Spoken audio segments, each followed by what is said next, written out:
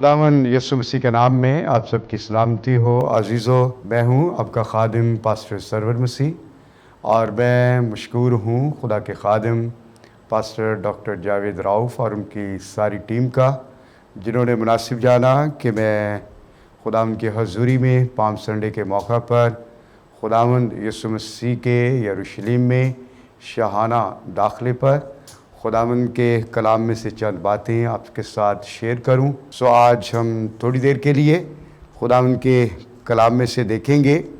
मेरे साथ देखें मरकस रसूल की मार्फत लिखी गई इंजील और उसका 11वां बाब और उसकी पहली 10 आयत।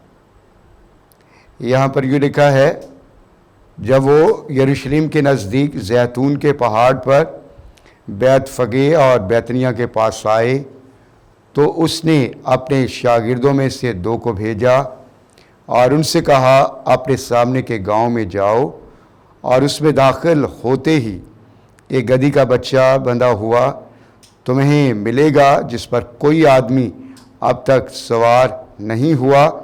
उसे खोल लाओ, और अगर कोई तुमसे कहे कि तुम ये क्यों करते हो तो कहना कि खुदावन को इसकी ज़रूरत है, वो फिलफोर उसे यहाँ भेज देगा। बस वो गए और बच्चे को दरवाज़े के नज़दीक बाहर चौक में बंधा हुआ पाया और उसे खोलने लगे। मगर जो लोग वहाँ खड़े थे उनमें से बाज़ ने उनसे कहा, ये क्या करते हो कि गधी का बच्चा खोलते हो। सो हम आगे भी चंद वर्सेस पढ़ेंगे। उन्होंने जैसा यस्सु ने कहा था वैसा ही उनसे कह दिया और उन्होंने उनको जाने दिया। बस वो गधी के बच्चे को यस्सु के पास लाए और अपने कपड़े उस पर डाल दिए और वो उस पर सवार हो गया।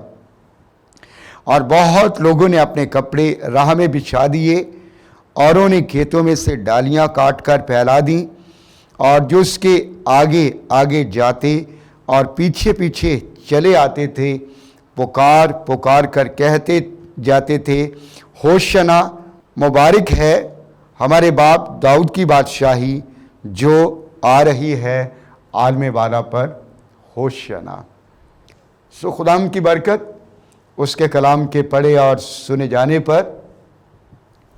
सो ये वाक़या जो है खुदावंद यीशु मसीह की मसलूबियत से 4 दिन पहले का है, और जिसको हम पाम संडे भी कहते हैं, और यहूदियों के नज़दीक ये हफ्ते का पहला दिन भी इसको कहा जाता था, और इसको triumphal entry of Jesus Christ in यरूशलेम। सो इसको यूँ भी कहा जाता है कि खुदावंद यीशु मसीह का यरूशलेम में शाहाना दाखिला। और इसकी अहमियत हम इससे देख सकते हैं कि अनाजील के चारों राइटर्स जो हैं इस वाक़े का बड़ी तफसील के साथ बयान करते हैं। अगर हम लूका की इंजील उसका 19वां बाब 28 से 38वीं आयत तक पढ़ें, और फिर मत्ती रसूल की मार्फत लिखी गई इंजील और उसका 21वां बाब और 1 से 11 आयत तक, और फिर यूहन्ना की इंजील उसका 12वां बाब और 12 से 15 आयत में ये वाक़या हमें नज़र आता है। और इसकी अहमियत जो है हम इससे भी देख सकते हैं कि पुराने अहदनामा में भी इसका हमें ज़िक्र मिलता है। सो खुदावंद यीशु मसीह का पाम संडे को इतवार के रोज़ यरूशलेम में दाखिल होना जो है, ये 2 नबूवतों की तकमील भी है। पुराने अहदनामा में अगर आप देखें, ज़करिया नबी की मार्फत लिखी गई किताब और उसका 9वां बाब 9वीं आयत, और फिर उसके साथ साथ खरूज और उसका 12वां बाब। सो ये दोनों मुसन्नफ़ीन जो हैं खुदावंद यीशु मसीह के जो है वो ज़करिया जो है वो खुदावंद यीशु मसीह के बतौर बादशाह दाखिल होने को पेश करता है, जबकि ये नबूवत जो है जो खरूज की किताब उसके 12वें बाब में है, और ये बयान जो है खुदावंद यीशु मसीह के बतौर बर्रा होने को बयान करती है।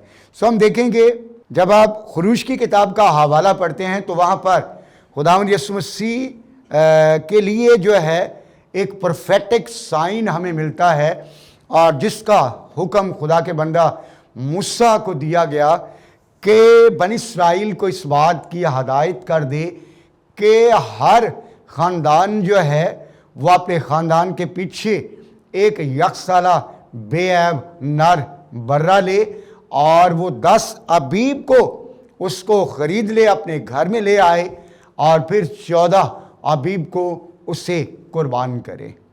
सो एग्जैक्टली खुदावंद यीशु मसीह 10 अबीब को ही बतौर खुदा के बेऐब बर्रे के यरूशलेम में दाखिल हुए, और इस सारे टाइम पीरियड में ईद फसह से पहले, गुड फ्राइडे से पहले तक यहूदी उस्तादों ने, रबियों ने, फ़कीयों ने, फरीसियों ने, सदूकियों ने उसको परखा, उसको आजमाया, उसको टेस्ट किया गया, और उसके साथ बेशुमार डायलॉग किए। लेकिन इन सारी बातों के बावजूद कलाम ये कहता है कि ना सिर्फ उसने उनके सारे सवालों का जवाब दिया, बल्कि उसने यहाँ तक भी कहा कि तुम में से कौन है जो मुझ पर गुनाह साबित कर सकता है। सो इट मीन्स के खुदावन एक नबूवत का हिस्सा ये है कि इस दिन पाम संडे को खुदावन यीशु मसीह एक बेऐब बर्रे के तौर पर खुदावन की हजूरी में नए यरूशलेम में दाखिल हुए। जब बनी इस्राएल अपने ख़ानदानों के पीछे, एक ख़ानदान के पीछे एक बर्रा ख़रीद रहे थे, सो उस वक्त खुदावन ने अपने आसमान पर से अपने बेटे को, जिसके बारे में यूहन्ना ये कहता है कि देखो खुदा का बर्रा जो जहान का गुनाह उठा ले जाता है। सो बिल्कुल उसी दिन जिस दिन यहूदियों ने अपने लिए, अपने ख़ानदान के पीछे यकसाला नर बेऐब बर्रा ख़रीदा, उसी दिन खुदा का बेऐब बर्रा यीशु मसीह यरूशलेम में दाखिल हुआ। और जो दूसरी नबूवत है ज़करिया 9वां बाब और उसकी 9वीं आयत, वो उसको बादशाह के तौर पर पेश करती है।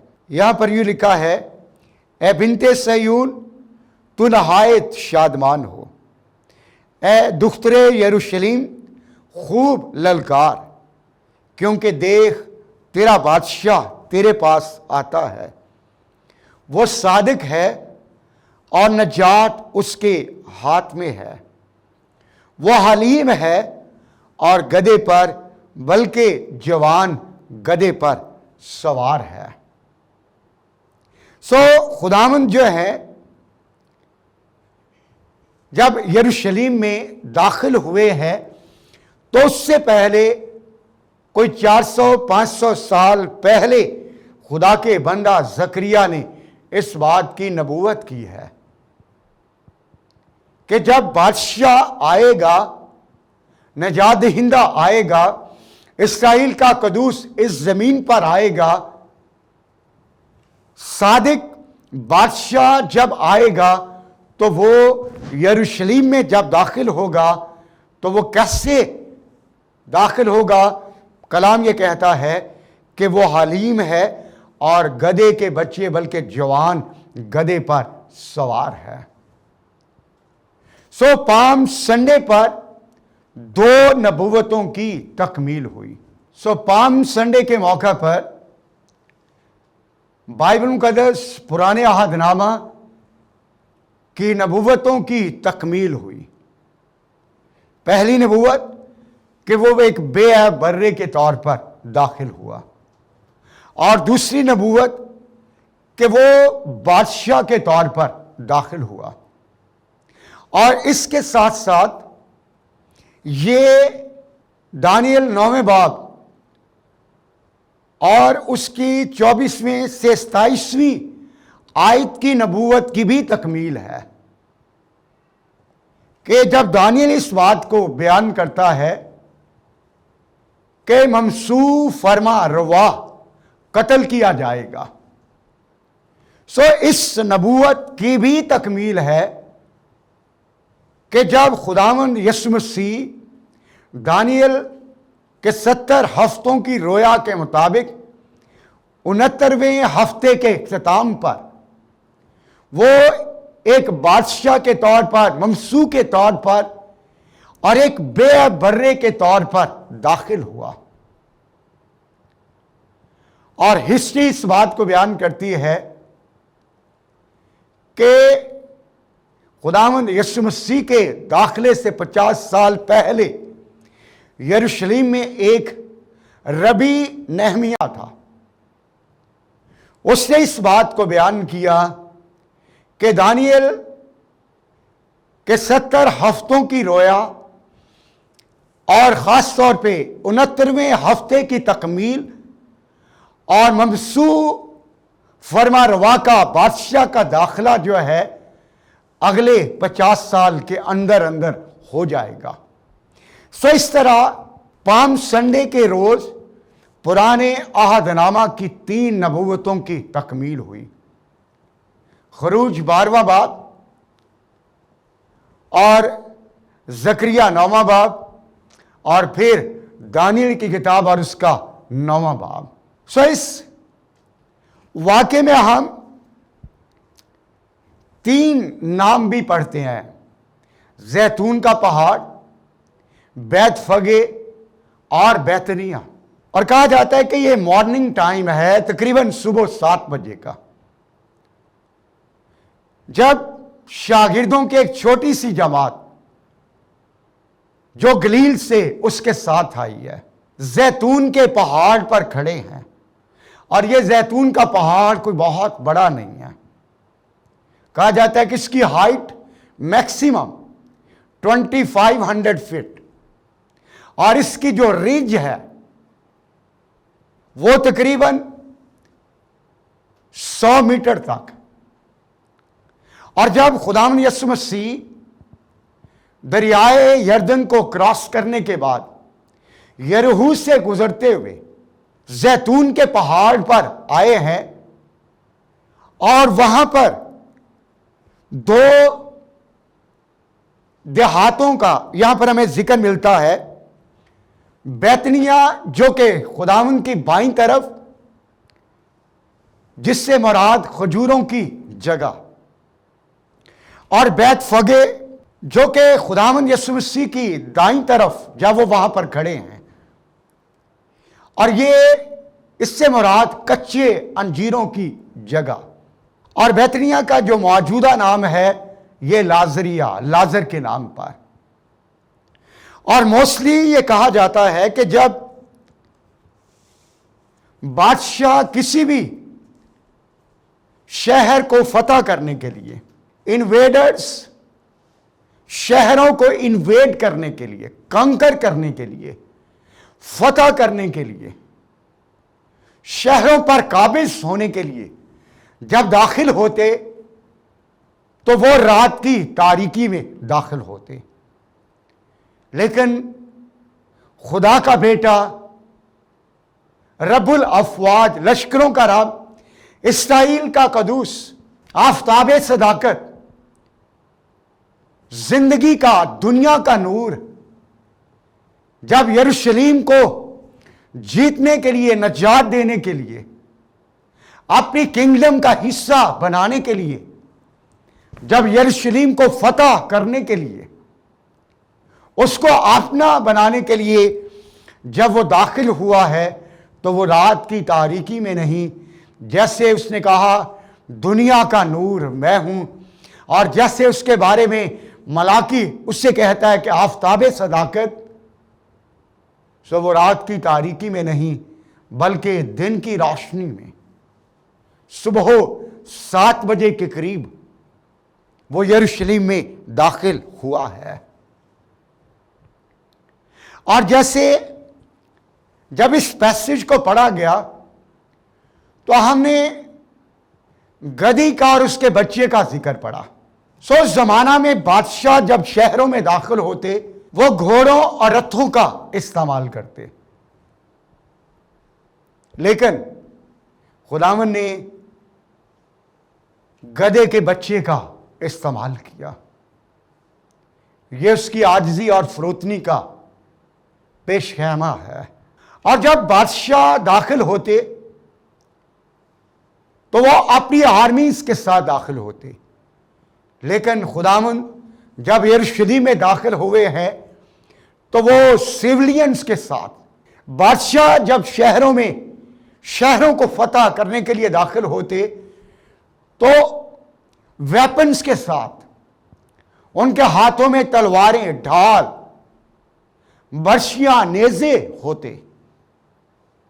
लेकिन खुदावन जब दाखिल हुए तो उनके साथ जो हैं उनके हाथों में टहनियां हैं, खजूरों की डालियां हैं। सो चूंकि वो यरूशलेम के साथ जंग करने के लिए नहीं बल्कि यरूशलेम के साथ सुलह करने के लिए, क्योंकि वो अमन का बानी, सुलह का शहजादा है। और उसके बारे में यसाया ने जैसे बयान किया कि वो सुलह का शहजादा है, सलामती का शहजादा है वो। सो इसलिए खुदावन जो है वो हलीम भी है, वो आजिज भी है, वो फरोतन भी है, वो पाक भी है, वो कदूस भी है, और वो अमन और सुलह का शहजादा है। सो इसलिए उसने यरूशलेम को, इस दुनिया को तलवार के साथ नहीं, जंगों के साथ नहीं, ढाल और बर्शी के साथ नहीं, नेज़े के साथ नहीं, बल्कि उसने अपनी मोहब्बत और अपनी अजीम कुर्बानी के वसीला से फतह किया। अपना खून बहाने से उसने उसको जीता। सो इस सारे पैसेज में से हम क्या सीखते हैं? चंद एक बातें। पहली बात कि पाम संडे का पैगाम हमारे लिए हम्बलनेस का, ह्यूमिलिटी का पैगाम है कि वो जो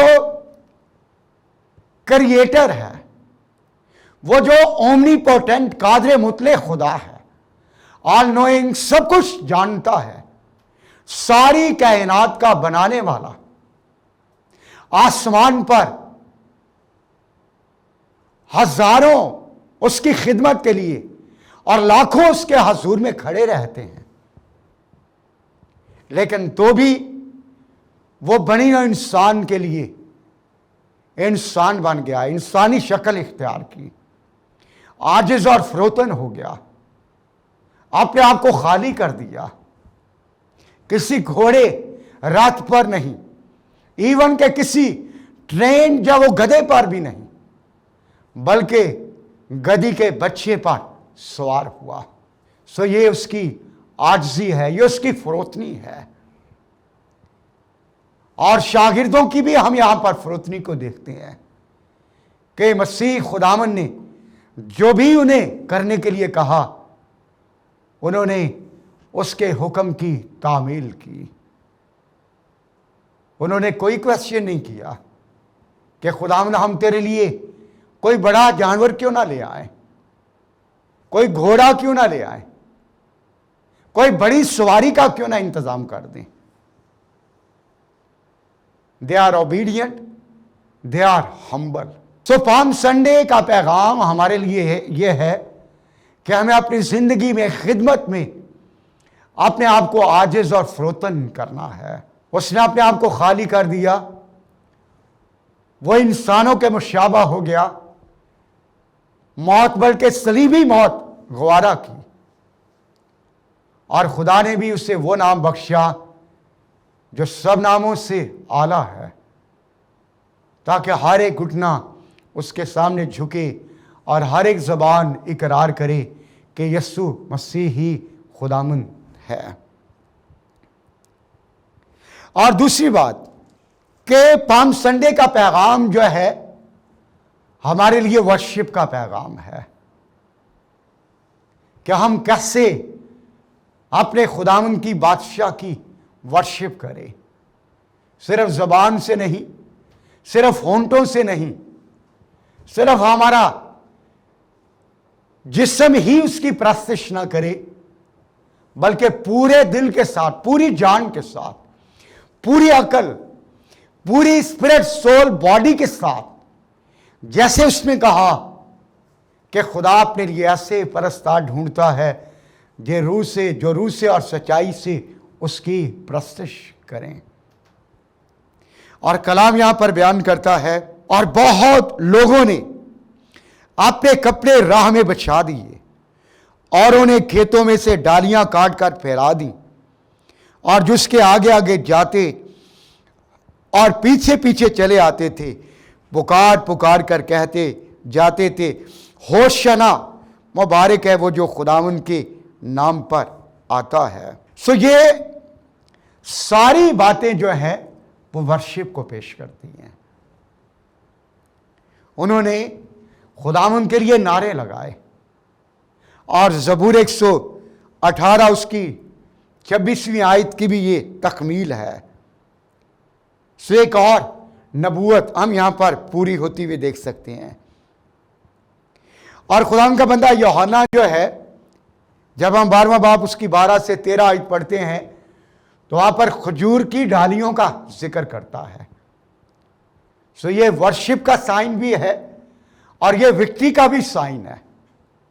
और इसी बात को मुकाशफा 7वें बाब की 9 से 10वीं आयत में भी पढ़ते हैं कि एक बड़ी भीड़ जो अपने हाथों में खजूर की डालियां उठाए हुए थी, उन्होंने खुदा के बेटे यीशु मसीह के वसीला से, उसके बहाए गए खून के वसीला से वो गुनाह पर, दुनिया पर, इब्लीस पर और दुनिया के जुल्म सितम, इज़्ज़ा रस्सानी पर गालिब आए, और अब उनके हाथों में खजूर की डालियां हैं।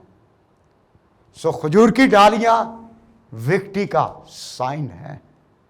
और लास्ट हमें पाम संडे का पैगाम जो है वो गिविंग का पैगाम देता है कि हम किस तौर से अपने आप को खुदावन के लिए ऑफर करते हैं। बैत फगे के शख्स ने खुदावन की खिदमत के लिए, खुदावन के काम के लिए, खुदावन की सवारी के लिए अपनी गदी और उसका बच्चा दे दिया। सो जो कुछ भी, जिस तौर से भी खुदावन के काम, उसकी किंगडम के एक्सटेंशन के लिए, मिशन वर्क के लिए, इवेंजलिज्म, डिसाइपलशिप, चर्च प्लांटिंग के काम के लिए, गॉस्पेल की प्रमोशन के लिए हम किस तौर से खुदाम के काम में गिविंग कर सकते हैं। सो पाम संडे जो है ये नबूवतों की तकमील है, और हमारे लिए ये शादमानी और खुशी का मौका है कि हम बादशाह को, जैसे यरूशलेम के लोगों ने अपनी ज़िंदगियों में, अपने शहर में वेलकम किया, हम अपनी ज़िंदगियों में, अपने दिलों में बादशाह को अपनी ज़िंदगियों में वेलकम करें, अपने दिलों में उसे जगह दें और कहें कि होशना जो खुदावन के नाम पर आता है। सो खुदावन इस कलाम के वसीला से आप सबको बरकत दे। आमीन।